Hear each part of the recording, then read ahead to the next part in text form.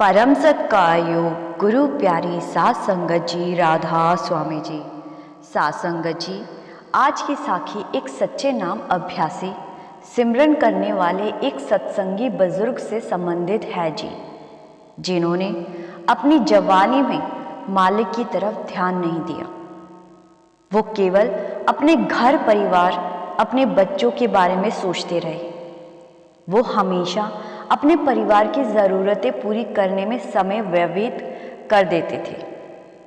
लेकिन जब उनका अंतिम समय आया, जब बुढ़ापा आया, तो उनके साथ क्या क्या हुआ, आज इस साखी में हमें पता चलेगा। तो साखी को पूरा सुनने की कृपा करें जी। सात संगत जी, जैसे कि हम सभी जानते हैं कि जब हमारी अवस्था बचपन की होती है, तब हमारे ऊपर इतनी जिम्मेदारियां नहीं होती। हम अपने माता पिता पर निर्भर होते हैं। हमारे ऊपर किसी तरह की कोई भी जिम्मेवारी नहीं होती। हमारा बचपन एक प्रकार से खेलकूद में ही चला जाता है। इसीलिए तो कहा जाता है कि बचपन का जो समय होता है वह सबसे अच्छा होता है।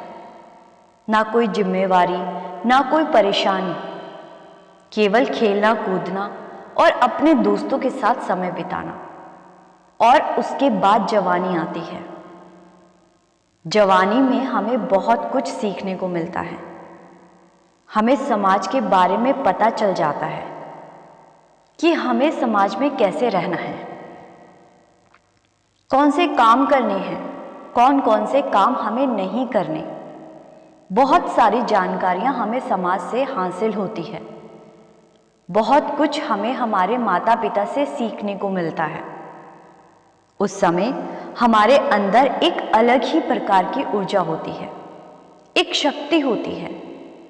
जब हमारे ऊपर जवानी आती है, तब कुछ ही लोग होते हैं जो इस शक्ति को, इस ऊर्जा को एक सही मार्ग दे पाते हैं, एक सही रास्ता दिखा पाते हैं। नहीं तो हम में से लगभग सभी ऐसे हैं जो इसको जाया कर देते हैं। सात संगत जी, जो जवानी का समय मालिक की याद के लिए, मालिक की भजन बंदगी के लिए बहुत ही अच्छा समय माना गया है। क्योंकि सात संगत जी, जवानी में हमारे शरीर के अंदर किसी चीज़ की कमी नहीं होती। हमारे अंदर ऊर्जा का स्रोत होता है। हम किसी काम को कितनी देर तक करें, लेकिन हमें किसी तरह की कोई थकान नहीं होती। हमारा शरीर भी मजबूत होता है। इसीलिए जवानी का समय मालिक की याद के लिए सबसे उत्तम समय है। हमें मालिक की भजन बंदगी अगर जवानी से ही शुरू कर लेनी चाहिए, क्योंकि बुढ़ापा आते आते हमारा अभ्यास इतना पक्का हो जाता है, तब हमें बैठने में भी कोई तकलीफ नहीं होती। तो सात संगत जी, ऐसे ही एक सत्संगी बुजुर्ग थे जिन्होंने जवानी में खूब मेहनत की, दुनियावी दौलत की कमाई की, अच्छा घर बना लिया, अच्छा कारोबार खड़ा कर लिया, लेकिन वह नाम की कमाई से दूर रह गए। अगर उन्होंने उस समय नाम की कमाई की होती, शब्द की कमाई की होती, तो उन्हें आगे चलकर तकलीफ न होती। लेकिन उन्होंने केवल दुनिया में सब कुछ मिल जाए इसी बात पर ध्यान दिया, और अपने परिवार के लिए, अपने बच्चों के लिए उन्होंने पूरी जिंदगी कड़ी मेहनत की। उन्हें हर एक सुविधा प्रदान की। उनके 2 बच्चे थे, एक लड़की और एक लड़का, और वह अपने लड़के से ज़्यादा प्रेम करते थे। समय बीता तो उनके बच्चे शादी लायक हो गए। उन्होंने अच्छे से अच्छा रिश्ता देखकर लड़की की शादी कर दी, और वह अपने लड़के के साथ रहते थे। जब भी बात नाम की कमाई की आती थी, शब्द की कमाई की आती थी, परमात्मा की बात आती थी, तब वह कहा करते थे कि कोई बात नहीं, बुढ़ापे में कर लेंगे, बहुत समय पड़ा है। तो जब उन पर बुढ़ापा आया तो वह अपने लड़के के साथ रहते, और उन्होंने थोड़ा बहुत परमात्मा की तरफ ध्यान देना शुरू किया, क्योंकि उन्हें मालूम हो गया था कि मेरा अंतिम समय नजदीक है और अगर मैं इस समय को संभाल पाऊं उतना ही मेरे लिए अच्छा है। अगर मैं अब नाम की कमाई कर लूं, शब्द की कमाई कर लूं, तो मालिक की कृपा मेरे ऊपर जरूर होगी। तो उन्होंने उस समय को संभालना शुरू कर दिया। वह दिन भर नाम के बारे में चर्चा करते, कुल मालिक की बातें करते, और जैसे जैसे आस पड़ोस के लोगों को मालूम होने लगा कि वह बुजुर्ग रूहानियत की चर्चा करते हैं, नाम की चर्चा करते हैं, तो उनके घर में कुछ सत्संगी आ जाया करते, उनसे परमात्मा की बातें करते। तो यह बात उनके लड़के को अच्छी नहीं लगती थी। उसने बहुत बार बोला भी कि आप ऐसा मत करा करें, लोगों को अपने घर ना आने दिया करें, आप ऐसा क्यों करते हैं। इसी बात को लेकर वह थोड़ा सा अपने पिता से नाराज रहता था। लेकिन जैसे कि आप जानते हैं, जो मालिक के प्यारे होते हैं, मालिक के नाम की चर्चा करते हैं, तो लोग उनसे अपने आप ही जुड़ जाते हैं, लोगों से रहा नहीं जाता। वह ऐसे मालिक के प्यारों के पास भाग भाग कर जाते हैं। तो ऐसे ही सत्संगी लोग रोज उनके घर पर लोग आ जाया करते, उनके पिता से नाम के बारे में पूछते, कुल मालिक की बातें करते, साखियां पढ़ते, सुनते, ताकि जितना हो सके इस समय को संभाला जा सके और ध्यान को मालिक की तरफ किया जा सके। इसी बात को लेकर लड़के को बहुत गुस्सा आ जाता था।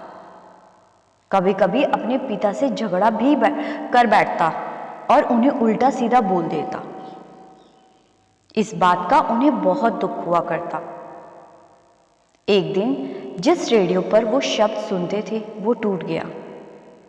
तो उन्होंने अपने लड़के को कहा कि बेटा, ये रेडियो टूट गया है, तो क्या तू इसे बनवा लाएगा। जब उन्होंने अपना टूटा हुआ रेडियो अपने लड़के के हाथ पर रखा तो लड़के ने जोर से रेडियो फेंक दिया और कहा कि मेरे पास इतना समय नहीं है कि रेडियो ठीक करवाता फिरूं, खुद जाओ और ठीक करवा लो। और इसी बात को लेकर उसके पिता ने भी कह दिया, क्या तुझे इसीलिए इतना बड़ा किया था कि तू आज मेरे ही सामने बोले, मेरे ही सामने आवाज उठाए। तो लड़के को और गुस्सा आ गया। उसने अपने पिता को घर से निकाल देने की बात कही, और जब यह बात उनकी बेटी को पता चल गई कि भैया पिताजी को घर से निकाल देंगे, तो वह लड़की तुरंत उनके पास आ गई और पिताजी को अपने साथ ले गई और वे उनके साथ चले गए। और जब वह लड़की के घर पर गए, वहां पर भी ऐसे ही उनका मेल मिलाप कुछ सत्संगी भाइयों से हो गया। जब आस पड़ोस को पता चला कोई महापुरुष नाम की कमाई करते हैं, नाम की चर्चा करते हैं, तो वहां पर भी कुछ सत्संगी लोग उनके घर पर आने लगे। लड़की को मालूम था कि मेरे पिताजी अब रूहानियत की तरफ ध्यान देने लगे हैं। तो लड़की इस बात को लेकर बहुत खुश थी। वह भी उनसे इसके बारे में चर्चा करने लग जाती और उसके पिता इसी बात को लेकर बहुत खुश होते और उनके मन में एक बात आई कि मैंने जिंदगी भर अपने बच्चों के लिए बहुत कुछ किया, लेकिन मुझे मिला कुछ भी नहीं। एक प्रकार से कहूं तो मैंने अपना जीवन व्यर्थ किया है। अगर मैंने जवानी में उस कुल मालिक को याद किया होता, उस मालिक की याद में समय दिया होता, तो मेरी आज यह हालत नहीं होनी थी। आज मैं जान गया हूं कि यहां पर सब मतलब के रिश्ते हैं, मोह माया है। एक मालिक ही है जो सत्य है, एक वही है जो संभाल करने वाला है, बाकी तो सब गर्जों के रिश्ते हैं। फिर अपनी बेटी से उन्होंने कहा कि मैं सबसे ज्यादा प्रेम लड़के को करता था, लेकिन आज मैं कहता हूँ, जितना लड़कियां अपने माँ बाप के बारे में सोचती हैं, लड़के नहीं सोच सकते। यह शुरू से ही होता आया है। तो सास संगत जी, उनकी आंखों में भी आंसू आ गए कि मेरी बेटी ने मुझे संभाला है, मुझे अपने घर ले आई। और उस समय उन्होंने अपनी लड़की को गले लगाया। संगत जी, बेटी के घर रहकर उनका समय केवल नाम की कमाई की तरफ था। वह 8-8 घंटे लगातार नाम की कमाई पर लगे रहते थे। अपने कमरे से बाहर नहीं निकलते थे। उनसे जमीन पर या पलंग पर बैठा तो नहीं जाता था, लेकिन वह एक कुर्सी पर बैठकर भजन सिमरन करते थे। वह घंटों उस कुर्सी पर बैठे रहते और नाम की कमाई करते रहते। उनकी लड़की को पता था कि पिताजी भजन सिमरन कर रहे हैं, तो वह भी उन्हें ज़्यादा परेशान नहीं करती और वह अपनी लड़की से बहुत खुश थी। एक दिन उन्होंने अपनी लड़की को कहा कि मेरा समय पूरा हो गया है, मुझे अब जाना होगा। मुझे बाबा जी ने बोल दिया है कि मैं तुझे इस दिन लेने आऊँगा, तो मुझे अब जाने की तैयारी करनी होगी। यह बात सुनकर लड़की की आंखों में आंसू आ गए और वह अपने पिताजी के सामने रो पड़ी और उनके गले लग गई। उन्होंने अपनी लड़की को आशीर्वाद दिया।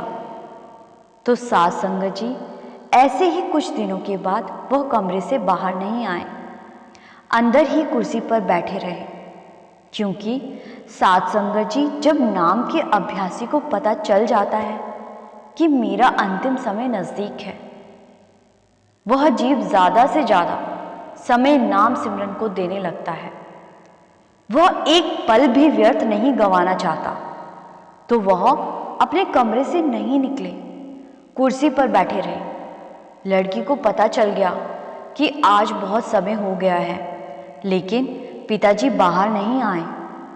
और जब वह उनके कमरे में गई तो उनके पिताजी कुर्सी पर ही बैठे थे और उनके चेहरे पर एक मुस्कान थी।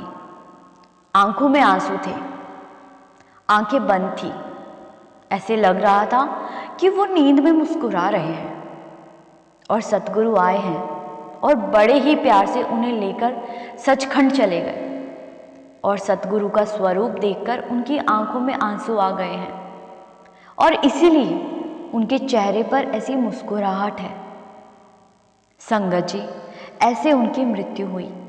नहीं तो सास संगत जी, मृत्यु के समय कौन मुस्कुराता है? लोगों की चीखें निकल जाती है। मुस्कुराता केवल वही है जिसने नाम की कमाई की होती है, शब्द की कमाई की होती है, जिसने जीते जी मर के देखा होता है। परंतु जिसने अपना पूरा जीवन दुनिया के झमेलों में व्यर्थ कर दिया और नाम की कमाई की ही नहीं, वह मृत्यु के समय रोता है, चिल्लाता है। लेकिन जो नाम के अभ्यासी हैं, नाम की कमाई करने वाले हैं, वह आखिरी समय मुस्कुराते हैं, क्योंकि उन्होंने सत्य को जान लिया होता है। उन्हें कोई तकलीफ नहीं होती। जैसे कि कबीर साहिब जी का कहना है, जिस मरने ते जग डरे, मेरे मन आनंद, मरने ही ते पाइए पूर्ण परमानंद। साथ संगत जी, इसी के साथ आपसे विदा लेती हूँ। साखी अच्छी लगी तो लाइक शेयर ज़रूर कीजिए और चैनल को सब्सक्राइब करके हमें सहयोग ज़रूर कीजिए। इस चैनल का उद्देश्य दुनिया में गुरु की महिमा का गुणगान करना है जी। गुरु प्यारी सात संगत जी, राधा स्वामी जी।